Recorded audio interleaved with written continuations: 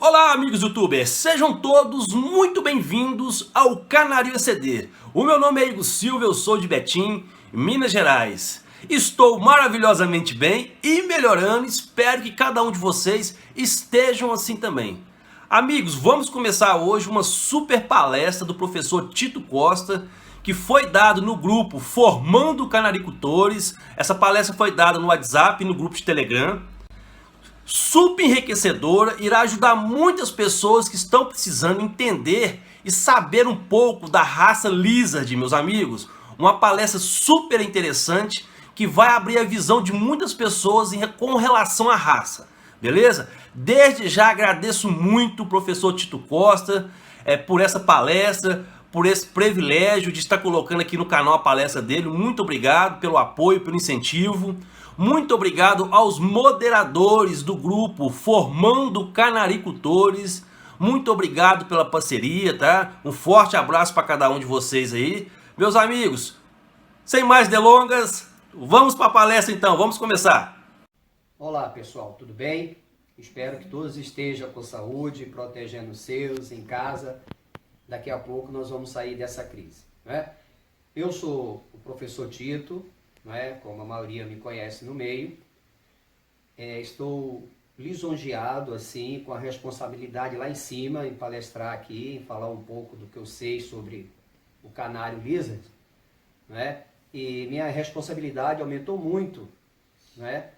Depois do nível técnico, intelectual das palestras anteriores e da certeza que nós temos das que virão depois de mim, né? Tem muita gente boa no meio, muita gente solícita em querer compartilhar conhecimento, né? Então eu queria dar parabéns aos moderadores do grupo pela atividade. É um momento que a sociedade está passando com muita dificuldade e o nosso hobby está vindo para fortalecer. Então todos de parabéns.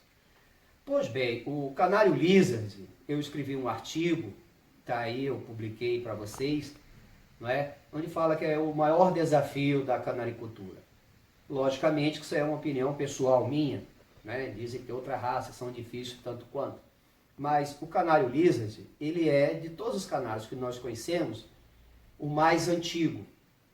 Você tem os primeiros registros na Inglaterra no final do século XV, por volta de 1478, você já tem relatos, você já tem um pequeno desenho do canário Lizard como ele é hoje. Ou seja, em 5 séculos, o canário modificou alguma coisa, porque evoluiu, porém, em sua essência, ele ainda é o mesmo. E nós vamos ter também, como curiosidade, ele também é a primeira raça de canário a ser julgada como padrão, né? Sabemos que teve antes, mas oficialmente ele é de 1870. Um ex-presidente do clube inglês, o John Scott, ele consegue encontrar documento onde os criadores de cavalos, eles vão adaptar o padrão de raça de julgar cavalo e vão adaptar para o canário Lizard. Então, desde então, todas as raças que surgiram baseado em um determinado padrão. Isso é uma contribuição inglesa, seguida depois pelos germânicos, né? Surge a Alemanha, eles também vão fazer isso e se espalha pela Europa. Então o canário Lizard, acima de tudo, ele é um canário muito próximo do canário ancestral. O seu comportamento, ele parece um canário silvestre, não é? O desafio de criá-lo é muito grande, o descarte é grande, a genética se comporta muito diferente da maioria dos outros canários, não é? E nós, no Brasil, nós somos,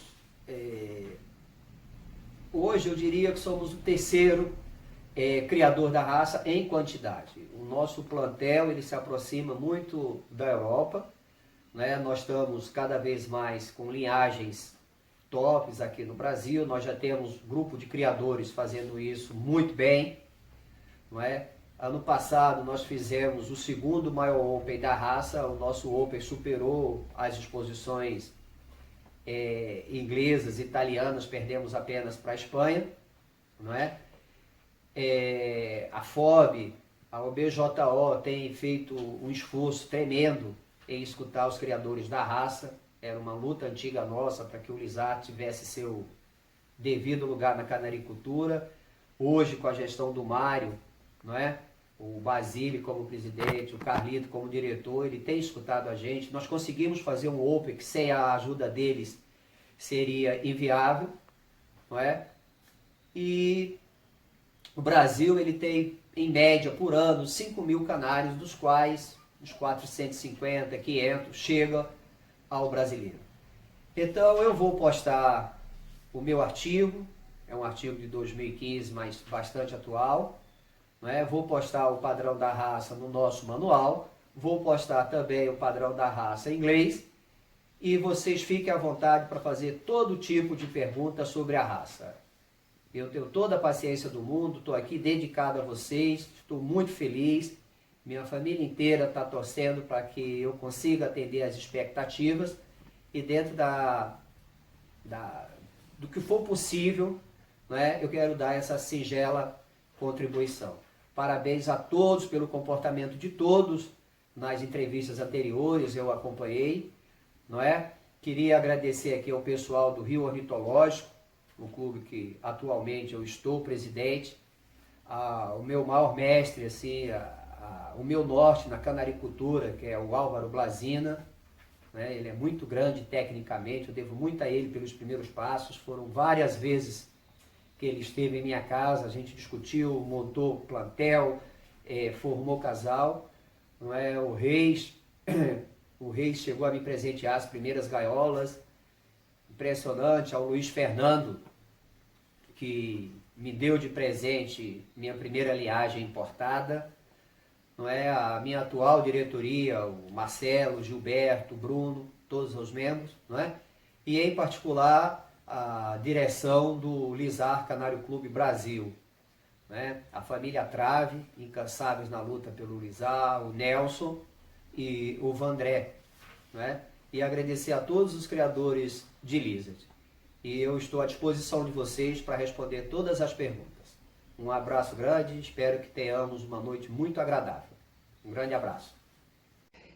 Boa noite, Luiz Fernando. É um orgulho ser seu amigo, é um prazer tê-lo aqui. Sucesso aí como pessoa na vida e com a sua empresa, não é? Tamo junto. Mundial é aquilo, né? A gente precisa subir um pouco a montanha para aumentar nosso campo de visão. E os mundiais, eles me proporcionaram isso, não é? O Mundial de Cesena foi muito, muito interessante, porque eu tinha vindo de visita de vários outros criadores na Europa, e lá tinha muitos italianos, é uma língua que eu domino com mais facilidade, então os diálogos foram muito bons. E foi uma surpresa, assim, o carinho, nossos anos de estrada, assim, ser recebido no Mundial como eu fui em Cesena. Esse de Portugal foi muito bom, muito interessante, porque as grandes linhagens do mundo estavam todas lá. Então, eu pude parar ao lado dos maiores ícones da raça, os maiores criadores da raça, e nós discutimos, né? Discutimos muito sobre o Lizard, as maneiras do Lizard. E, para minha surpresa, assim, muito positiva, você estava ao meu lado alguma dessas vezes, era a quantidade de criadores e juízes que me chamavam para discutir, analisar um ou outro bicho, comparar um ou outro, não é? Não só italianos, mas do mundo inteiro. Então é uma coisa muito gratificante, sabe? Uma coisa muito gratificante e fica muito evidente a diferença cultural. Lá os caras não têm pudor nenhum, eles te pegam pela mão, ele te chama e fala, olha esse canário para mim. Aí tu vê lá o proprietário, o canário é dele. Aí você fica naquela, e aí? Falo o que eu tô vendo, falo para agradar o cara, etc e tal. Mas isso é um pensamento nosso, né? Na realidade, o que eles querem é justamente que você encontre defeitos, que você elogie as qualidades, porque os caras partem do pressuposto que você conhece, que eu confio em você. Né? Foi muito bom. Tem um criador belga que eu admiro muito, um gigante no Lizard, quando eu estava conversando com ele e em determinado momento eu falei do interesse, né, do desenvolvimento daquela linha no Brasil, e ele pegou assim e falou: o que eu tenho disponível aqui não serve para você, não dá para você ainda.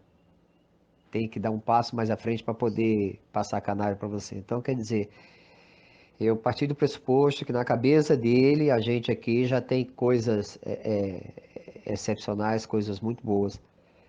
É uma experiência que eu aconselho muito ao criador brasileiro.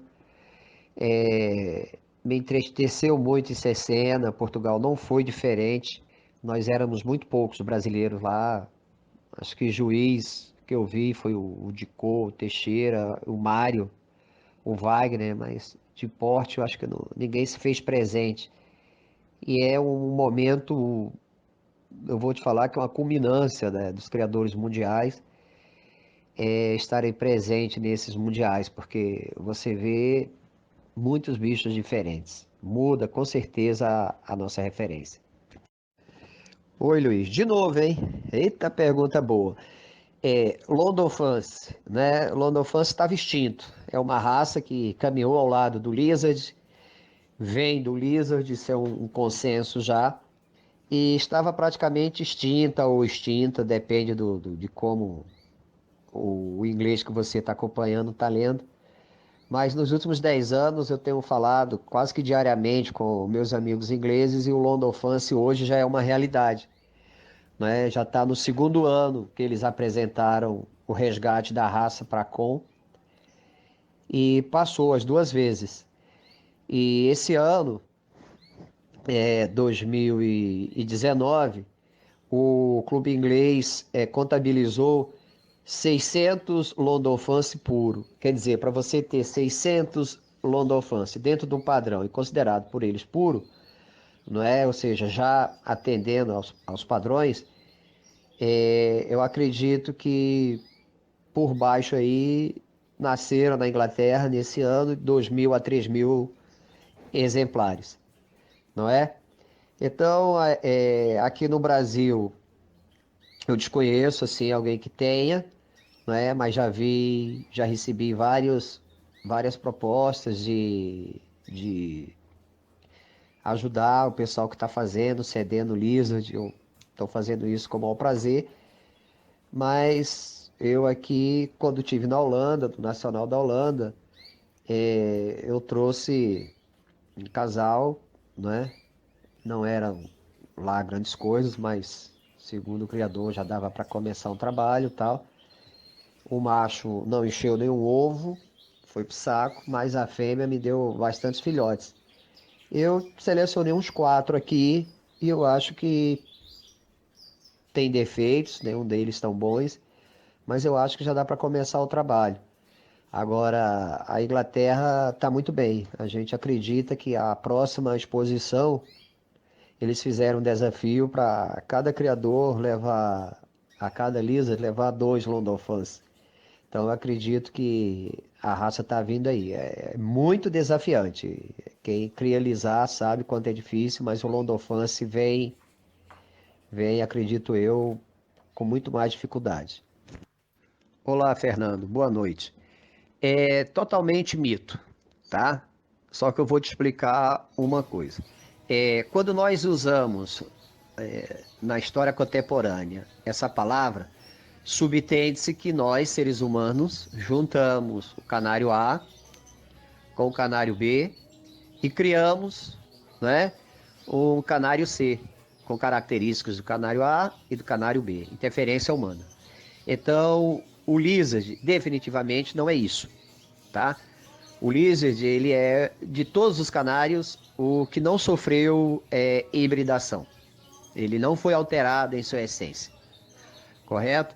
O que nós tivemos foi a introdução de sangues de fora, né? Usando aqui uma expressão inglesa. Foi para introduzir o fator vermelho, não é? Que isso aí já é bem batido com o tarim da Venezuela. Depois foi aprimorado com canários de cor, né? E também uma diluição que aconteceu, tinha alguns canários apresentando algumas características, e aí foi introduzido canários de fundo branco e o lizard pegou o fundo branco, não é? Mas eu acredito que nenhuma dessas duas interferências seja híbridos, entendeu? Foram características adicionadas. No tocante à origem da raça, o que nós temos assim historicamente comprovado, e história é uma ciência que eu posso falar com certo grau de autoridade, o lizard ele chega na Inglaterra trazido no meio de uma guerra. Os refugiados protestantes ali de uma região próxima à Holanda, Bélgica e França, eles fugindo da guerra foram para a Inglaterra, né? E vários locais da Inglaterra, bem espalhado isso, não tem uma região específica. E eles trouxeram seus canários. Dentre esses canários, nós subentendemos, a Inglaterra afirma, que seja o lizard. Agora, quando você avança um pouco mais, de onde esses huguenotes, esses protestantes, trouxeram esses canários? Né? Então, eles trouxeram ali da confluência na Eurásia, onde a Ásia se encontra com a Europa. Naquela região é também uma região de confluência do encontro de dois serinos. O Serinos Canárias, como a gente conhece, o nosso, ele tem uma população que até hoje existe naquela região. E do lado asiático tem um tipo de canários, um tipo de pássaro, que acasalando com esse canário, juntava algumas características que a gente subentende que tenha sido essa união aí. Mas isso nós estamos pegando fenótipo de espécie, nós estamos pegando características genéticas das espécies e nós estamos pegando características geográficas. No meu artigo eu uso essa teoria, eu prefiro usar essa teoria porque a teoria inglesa ela me é insuficiente, ela fala a partir de tal momento surgiu na Inglaterra o canário tal, tá, mas surgiu aonde? Com os huguenotes. Quem trouxe os huguenotes? De onde eles vieram? De tal lugar. De tal lugar, como é que eles conseguiram os canários? Aí eu chego na Eurásia. Essa é a minha opinião pessoal, correto? Isso está bem claro no artigo. Obrigado pela pergunta, Fernando. Opa, boa noite. Boa pergunta. Sim. Definitivamente o lizard é um canário amarelo, né? Na variação intenso nevado. Ele é fundo vermelho, também na variação intenso nevado, e ele é fundo branco, ok? Ô, meu amigo querido, espero vê-lo em breve, lhe dar um abraço e tomar aquela purinha junto, né? Mas por enquanto, fique aí aproveitando essa terra abençoada, maravilhosa que Deus escolheu para a gente nascer. Então eu digo o seguinte, hoje no mundo a tendência é duas coisas, não é? Que, por exemplo, no Brasil não tinha até bem pouco tempo, e eu acredito que nós estamos trabalhando bem e eu dei uma pequena contribuição para isso. É a marcação de peito, não é? As holds, como a gente chama. Nós já temos no Brasil grande parte dos criadores já estão bem, já conseguiram introduzir, mas isso é fruto de importação e com esse material aqui o pessoal trabalhou bem, já tem. E o mais difícil é o desenho subir, o pescoço chegar à cabeça, entendeu? E eu consegui, juntando duas linhagens, consegui isso aqui, mandei as fotos para os criadores e os caras ficaram desesperados. E acabou que hoje já tem grande parte lá na Europa, já tem isso. Mas longe de eu ser um dos pioneiros nisso. No Brasil, talvez, né? Mas lá fora é a tendência hoje e não é fácil. Você subir o desenho, pescoço, cabeça. Oi, Miro, tudo bem? Pergunta interessante, super atual. E agora no Mundial em Portugal, a gente tocou nesse assunto de novo, porque não tinha os canários com fator, né? Tinha alguns canários ingleses com catachatina, né? Pigmentados. mas o lisa vermelho, como a Com reconhece e julga nos clubes, no Mundial não tinha. O inglês, por cultura, ele é tradicionalista, né? Então, se você conversa com o pessoal do clube inglês, 80% é o lisa puro, não. Mas isso também aconteceu com o lizard branco, né? Que eles não aceitavam, não aceitaram, entraram com sangue de fora, etc. Foi reconhecido. Então, hoje no mundo, as maiores potências já têm lizard com fator. E eu não tenho modéstia em falar não, cara. Brasil e Alemanha tá muito na frente dos outros países, né? A qualidade do lipocromo vermelho do lizard brasileiro é o melhor do mundo. Já a Alemanha, eu tive lá, visitei alguns criadores, estive na Nacional da Alemanha em acho que 2018. 2018, janeiro de 2018. Eu vi lisares já bem típicos, mas com lipocromo não tão bom. Os nossos têm lipocromo muito bom, estamos caminhando nessa tipicidade, né? E o interessante é que não é um criador ou dois, né? A maioria dos criadores brasileiros tem bons vermelhos, não é? No último brasileiro, eles não foram tão pontuados, não é? E aí eu não estou criticando os juízes, né? Mas eu subentendi o seguinte: o nosso nível subiu tanto que o juiz pode ter dado 90, 91, por exemplo, para um amarelo nevado. Quando ele viu um vermelho nevado, ele falou: não posso dar a mesma pontuação, entendeu? E eu acho que o Brasil deveria fazer o oposto disso. Olha, se os caras estão caminhando tão bem, estão chegando, vamos valorizar, não é? Boa pergunta. Pontilho, meu querido, grande vovô, parabéns aí para sua família linda e por você ter voltado a criar o Lizard. Lizard nevado, amarelo nevado com canário fundo branco. Eu te digo o seguinte, não é? Pode fazer, tem que fazer, deve fazer. Agora, melhor é analisar a pena. Você pode ter um nevado de pena curta, você pode ter um nevado de pena longa. Você pode ter um fundo branco de pena longa, você pode ter um fundo branco de pena curta. Então eu digo o seguinte: para você colocar um nevado em um lizard branco, esse nevado ele tem que ter o mínimo possível de feomelanina, porque o branco vai passar isso, o branco tem isso. Já no intenso, essa feomelanina você seleciona mais fácil pelo contraste e geralmente o intenso ele não passa tanta feomelanina quando encontra o fundo branco.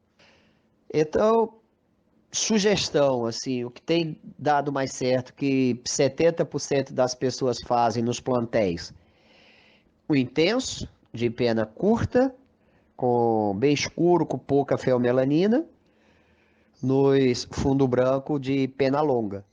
E quando usam o nevado, ele sempre tem essa atenção para a feomelanina e sempre analisando a qualidade da pena. Pena longa com pena curta, pena longa com pena curta. Ok? Boa pergunta aí, muito obrigado por sua participação. Então é isso aí, meus amigos. Muito obrigado a cada um de vocês. Fiquem atentos. Amanhã estarei colocando aqui no canal a segunda parte da palestra do professor Tito Costa. Então fiquem atentos que a palestra é super esclarecedora, meus amigos. E ao término dessa palestra estarei deixando na playlist do canal, beleza? Galera, muito obrigado a cada um de vocês. Obrigado pelo apoio, pelo carinho. Um super abraço para vocês. Até mais. Fique com Deus. Tchau.